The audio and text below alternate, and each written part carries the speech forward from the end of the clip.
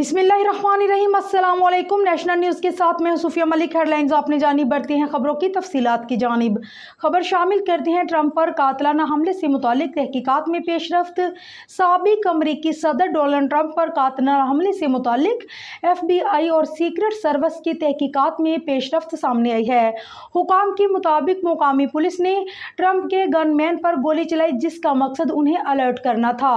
यह हुकाम ने बताया कि तहकीकात के दौरान मालूम हुआ है कि हमलावर ने ट्रंप की पेशी की तारीखों और नेशनल कॉन्फ्रेंस की मालूमात भी हासिल कर रखी थी। दूसरी जानिब ट्रंप पर कातलाना हमला रोकने में नाकामी पर डायरेक्टर सीक्रेट सर्विस नुमाइंदगान के सामने पेश होने पर आमादा हो गई। डायरेक्टर सीक्रेट सर्विस 22 जुलाई को अमेरिकी हाउस कमेटी के सामने गवाही देंगी।